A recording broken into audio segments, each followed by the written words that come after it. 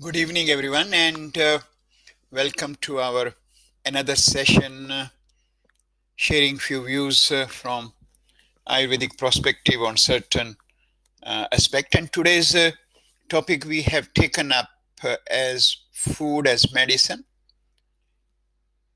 Is it achievable? Is it really can be done? So when question come around that, and the reason why this question comes up, because as I mentioned and shared many times, that everyone nowadays is very, very keen and becoming more aware than before about their well being. And whenever we talk about well being, nutrition subject always come as a part of discussion. In spite of various other ways of well being, people always feel nutrition can play in a huge role. And especially the time which is going presently has compelled all of us to sit and seriously give more consideration about our wellness. And in that respect, food, what we eat, is being considered by many of us in a way that is it really helpful for me?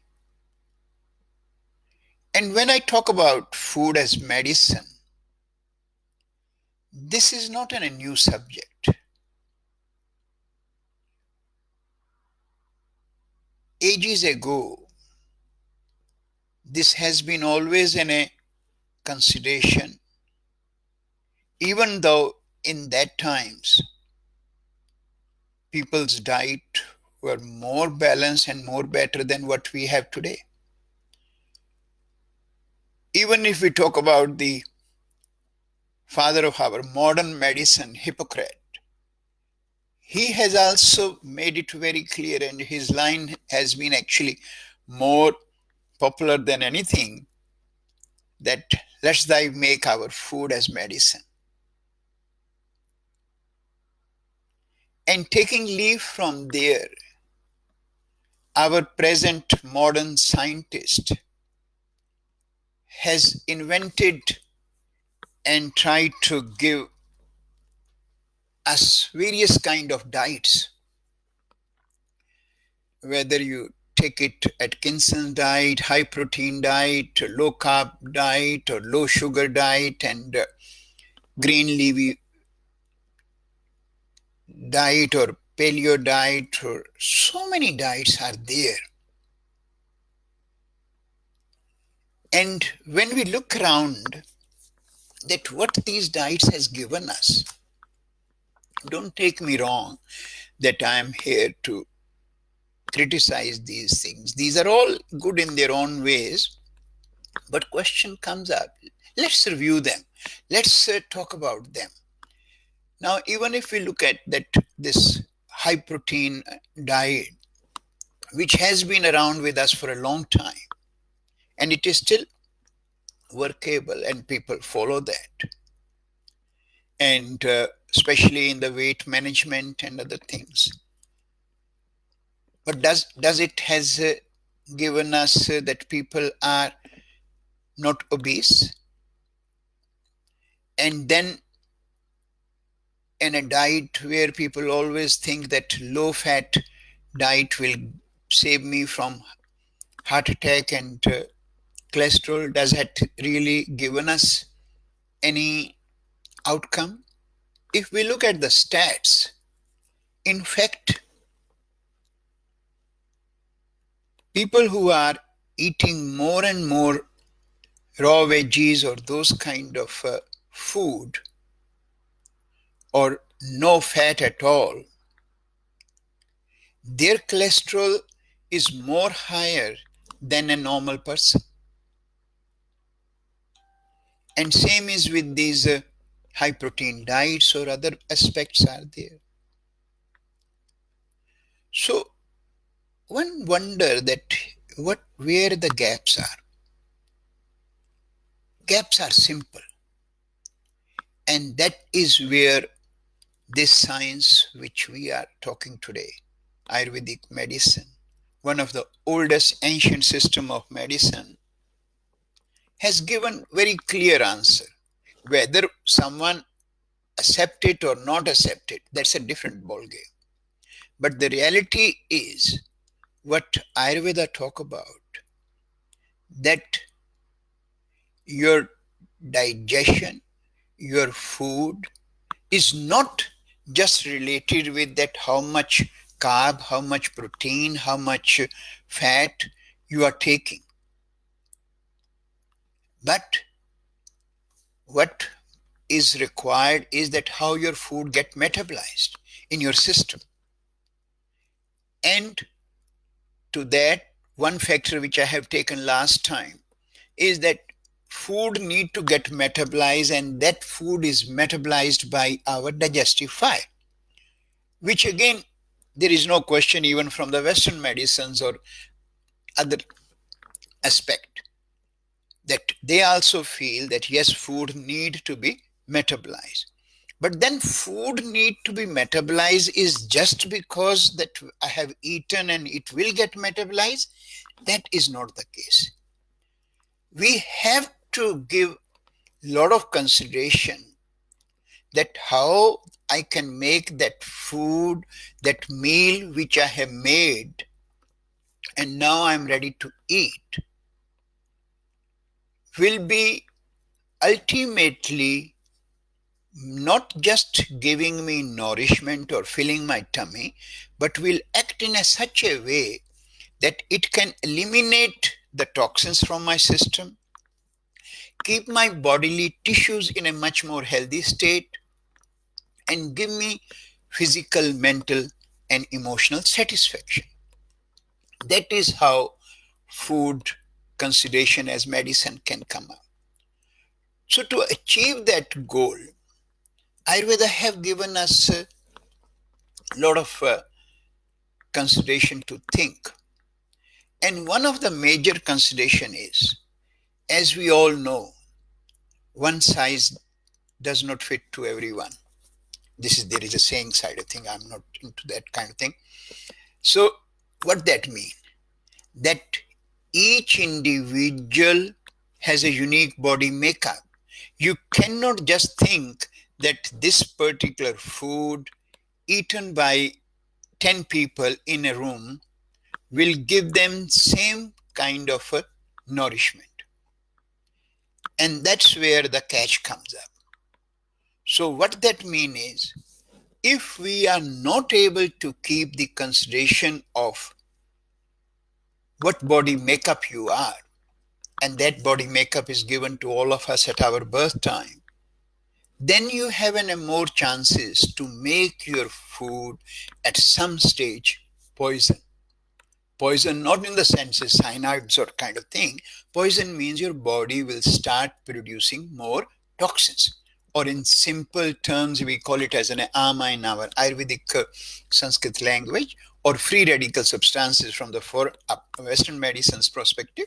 But then question is, someone might ask, okay, hang on, you're telling me that I need to know my body type. So what you are saying is that those who don't know about their body type cannot really make their food as medicine? It's not the case. But it's one is hard way, one is easy way. So just taking one example. If we have two friends and one know about his body constitution and one does not know about his body constitution, and say they are both in the same age group and they eat their food, one eating according to his or her liking and the other one is eating according to his understanding of his body constitution, and just presume they both are kapha dominant in their constitution. When I say kapha, what is kapha? Those who understand about Ayurveda, they know that there are three bodily intelligence which are governing our each function in our body, and they are also responsible to give us one or the other dominance of our prakriti or body makeup. And that constitution dominant people, when they are eating their breakfast, lunch, and dinner with this understanding, one is eating according to his liking, one is eating according to his body makeup. If you see these people after 6 or 7 years, you will find that one person, even at that stage when we started 5 years, 6 years ago, their body weight was reasonably same, body mass, muscles, tones, everything was all good. But in those 5, 6 years, the situation has started changing. The person who was eating according to his liking, he's already started becoming a bit more chubby. And if you ask him how he is keeping his health and well-being, he will say that it's all good, even though I'm having a bit of high cholesterol, but I'm taking my medicine and trying to keep it under control. I recently got a high blood pressure also, but I'm trying to keep it under control by taking medicine. So you can see what and which way the things are moving. And if you look at the other person, he still look in the same state of his body makeup and still fit, even though his body make constitution was also kapha. So that's the one consideration that you need to look at. If you can understand that what you are selecting, does it suits to your bodily makeup or not? Then comes the second consideration, which will be easy for us to talk about, is your seasonal consideration. When we talk about season, I'm sure every one of us, not for that you need the Ayurvedic understanding. There are 4 seasons if we talk about this part of our world. And in each season, there are different qualities which are dominant in that season. And again, from Ayurvedic perspective, one thing is very simple, even not from Ayurvedic perspective, we all know that we also have the same body constitutional qualities what prevailing in the season. So what that mean is, if we are in a winter now, I'm just giving you another example of that.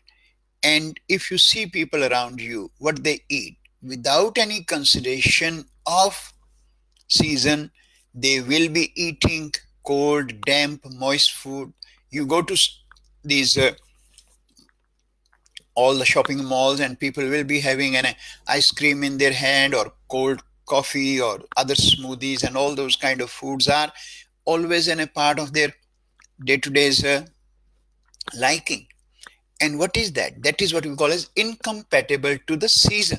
So when we are eating without that consideration, or in that sort of scenario, how that food can become a medicine, no matter whether it is super organic ice cream or a super organic smoothie, it will never give you that.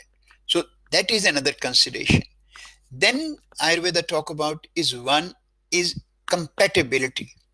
Incompatible combination consideration has become such a big part of our present day's life that lead to the biggest problem. So when I say incompatible combination, when you are combining different food which might not be good for your digestive fire or confuse your digestive fire, what will happen?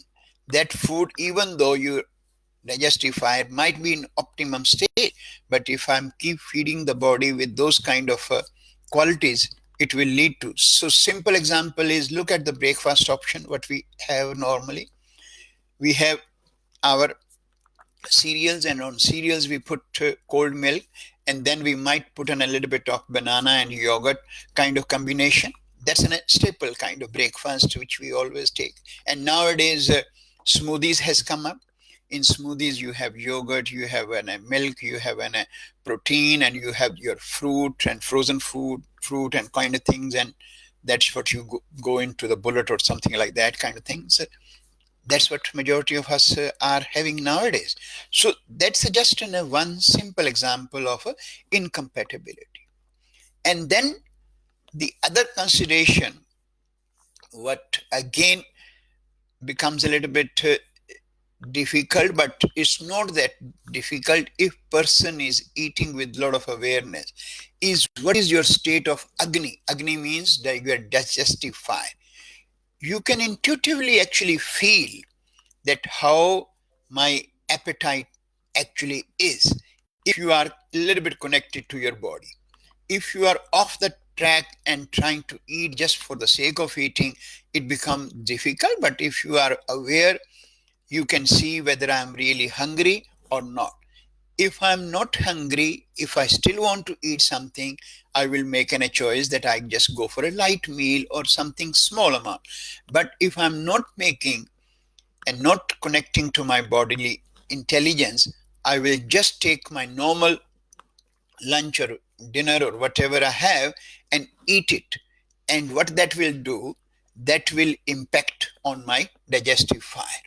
This is how the problem will start. When you are letting your bodily agni to work extra, one stage it will come up, it will start giving up. Giving up means it will not digest your food properly and will then produce more toxins, more ama, and less nutrient. And that will not nourish your existing tissue, and that's where the downfall starts. What downfall means? Your immune system will start getting compromised, and when the immune system start getting compromised, things start getting into more and more trouble. Anything surroundings will start affecting us more badly, and we are then prone to one or the other ailments. So that's another consideration comes up. Then Ayurveda talk about the biggest part of how to make food as medicine is various way of eating our food, which nowadays has become a sort of so guaranteed thing that we can't even think of. If someone is not doing that way, you can't imagine that why they are not doing that. What are the few things I will just share with you? One, now just look at in Ayurvedic nutrition aspect, one thing we always talk about, and then people, even our own student, they will always frown and they always think, oh my goodness, this is just something, a cultural thing or kind of thing. When I say that you should first of all wash your hand before you start taking your meal. Reason is, if you look at, you might be working on the desk or you might be touching different books or files or something, or even laptop and kind of thing, or you might have shaked hand. So much things are around, so you should watch. Underlying factor is that there are so many bacteria and viruses around us, and once you start taking your burgers or other kind of things, or 6-inch loaf you have taken with the wonderful veggies, it means you are taking certain extra stuff inside. But not many people think of. But look at, nature has its own way to teach us. Nowadays, what has happened due to this COVID-19? Everyone want to wash their hand millions time in a day if they can. And then they have those sanitation aspects to talk about and do that. What actually is, why we are doing that? Because we feel that bacteria can go or virus can go in through our hand. If today we can think that way, why not in our normal life? That is where the one aspect to share with you, that how we forget simple things and make our life more difficult. One need to remember one thing, which again our Western medicine is start accepting it very big. We are born with 25,000 genes, right, which determine our RNA and DNA factor. But on top of that, there are more than 2 million genes in our gut, which are responsible for the healthy state of each human being at every level. Reason is, what we do is we abuse our gut to the maximum. And when we abuse our gut to the maximum by feeding the body with a lot of incompatible food, wrong choices, and wrong way of eating, it becomes very difficult how we can keep our food into a state of medicine, and it will actually, rather than becoming a food as medicine, start becoming more and more into a disease giving 3 meals a day sort of scenario. On other note, if you look at considerations, we always talk about you focus on your food. Why focus on your food? Reason is very simple, because when you are eating, you are passing in a message to your brain to get your stomach ready, to get your small intestines ready. But look at what we do nowadays. We have a specific kind of fashion that when we sit on dining table, either the TV will be on or our computer games will be on, and something or my laptop is on and I just still trying to check emails, or consideration or discussions might be happening on the table, on my dining table. So what that mean is, that mean distraction. And when the distraction comes up, it is in a stop and start scenario of in relation to your eating part. And when that stop and start aspect is happening, you can do stop and start because it is your intellect, you are controlling it, but your bodily intelligence, stop and start does not work. Once it start, it has kicked in the digestion process, it will keep doing the cooking. It's not going to wait that because you have stopped, I should now stop the secretion of those enzymes, secretion of that hydrochloric acid, and wait for next grass to come. If it is nothing there, it is going to cook us. Cook us means cook our lining of our stomach and gut, and lead to so many of our other ailments to us. So that's the simple consideration. Then in Ayurveda, we always talk about don't eat and drink. What that means is, you finish your meal. If you want to drink some water, then wait for 10-15 minutes, then drink. Or otherwise, if you are eating, you can just sip 1 or 2 sips warm water during that time, or otherwise you will be. But look at nowadays, not even water. No one drink the water anyway. You always will see when you are having a dinner, always there will be either organic juice bottles, if some people are more aware, or there will be a different kind of these carbonated drinks. I should not name it, but those all carbonated drinks, whatever you are drinking will be there. Or sometime there will be some more super aware people that they will go into having a more carbonated water.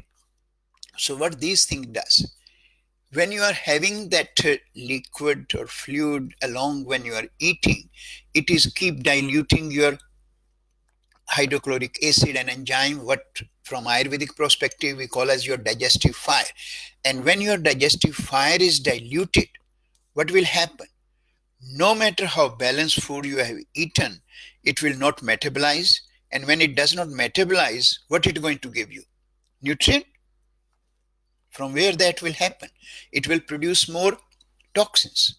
And that will be the first level of the toxin, and they will keep multiplying and lead to more and more complications. So that's the where your simple considerations comes up. And then look at another habit, which is in a part and parcel of our life. We eat on run kind of thing, which is obvious. If you go and see sometime at lunchtime, just if you have few offices in a complex kind of thing, and around there is in a park, you will see a lot of people have their lunch in their hand and keep eating, and then keep talking on the phone and keep moving, and then they are eating as a kind of someone is after them to snatch their food. So again, what that do is that hamper your digestive process. Because when you are eating quickly, what happens when you are just gulping around, not letting the food to get moist? That's the first stage of your digestion get affected. Then your stomach is not getting ready. Ready means not sufficient secretions are coming in your gut and can lead to more and more complications. So when that food will be going there in the stomach, will not get metabolized, and someone might think, hang on, what is the big deal? Enzymes can get released and food can get digested there. That's not the way it works. So food will sit in your stomach only for a certain time. It has to pass on to the second stage. Yeah. And then when the second stage happen in the small intestine, then that food, because it's not an already right amount of digestion has happened in the first stage, will not be able to get digested by those enzymes and will lead to further complications of producing more toxins and less nutrients. That is where these simple considerations can make our food as poison or food as a medicine. So it is not that it is not achievable.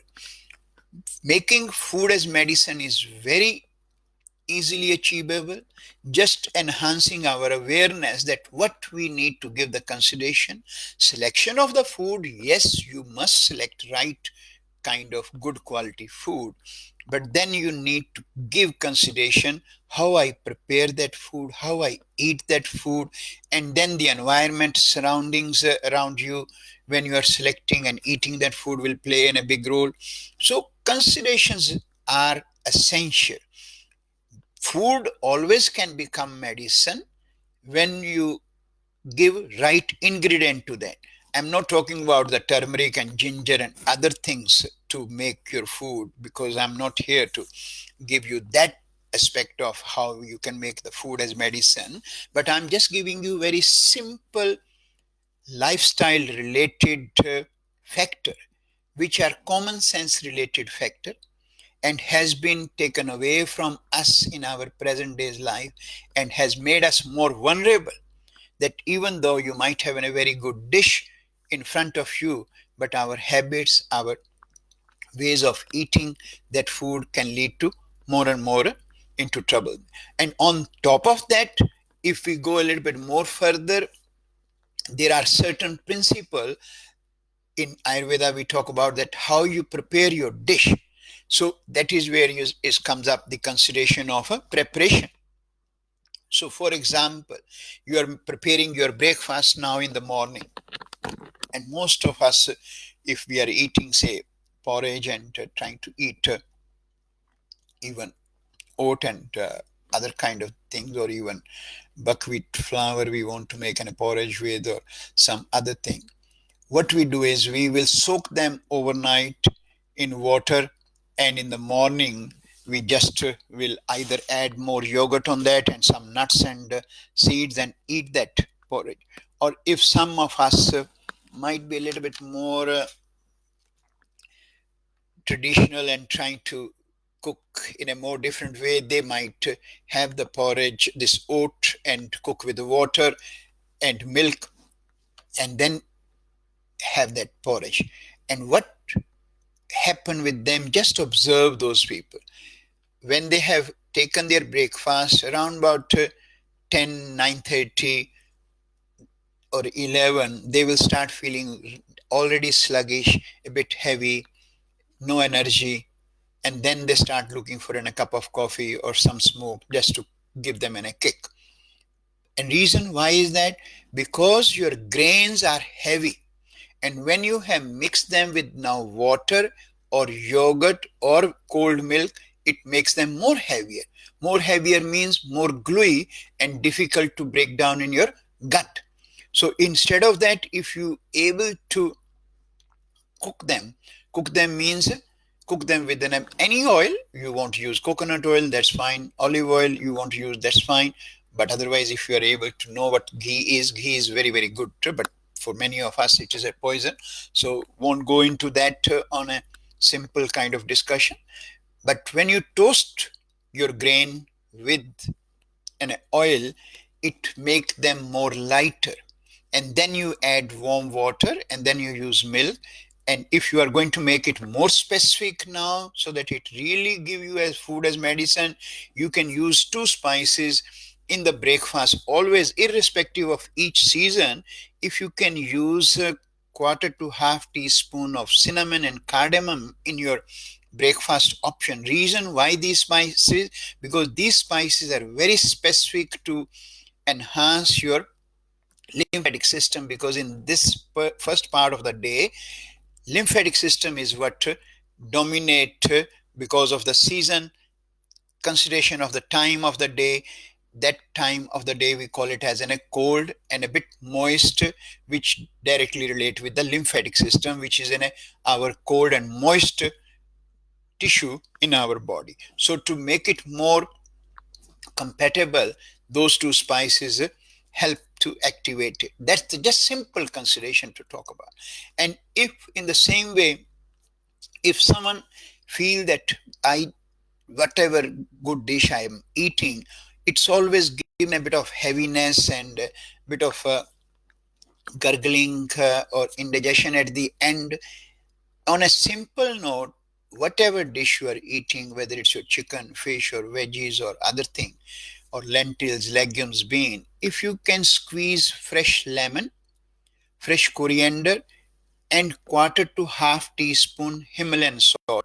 If someone know about black salt, that's best, but many of us sometimes don't know. So Himalayan salt, which is again pink salt, or many of the us call it, that will help. What is the purpose of doing that? That help in the assimilation and absorption of your nutrient. And normally, one thing which we always forget in our whole consideration, that salt, I'm talking about now taste. Salt is one of the six tastes which is very, very responsible to break down the food. That is why many people, when they eat their food and lack salt, sufficient amount of salt in their cooking or on top of their dish, they are the one who always will have more gut issues than anyone else, because in the gut you need moistness to do the digestion process. So this salt has the natural ability to change the permeability of the gut and bring more water, moistness to help to do the digestion. And that's where another consideration of Ayurveda comes up, that there should be an optimum amount of oiliness in your food, whatever you are eating. So those people who think that eating a low fat diet or just the raw diet will be giving me more healthy state, they can just sit and look back that does it really has helped me. Because we don't need to always go with the stats or some researches or some studies. We should use our body as a living lab and check whatever I am eating. If whatever I am eating is healthy, is optimum, it should give me optimum health anyway. But if it is not, then there are some gaps. And those gaps, how I can fill, that is where you need to look at towards the Ayurvedic approach of nutrition, Ayurvedic approach of well-being, which can give you in a very clear answer to every question what you might have, whether it relate with that, whether I can drink 3 liters of water and get healthy, whether I can just eat green veggies and still be healthy or not. Answer are always there with an Ayurvedic practitioner when you follow them, and they will teach you how to make your food as medicine. It is very much possible, very easy to achieve. It's just a matter of us to trust those sciences which has been around and giving mankind that value of not just making how to make your six app, but how you can make yourself physically, mentally, and emotionally in a more balanced state. So that's for today. And if any one of you will have any questions related with these, you can send us and we will be happy to answer that. And otherwise, thanks everyone for joining, those who have taken their time to be with us.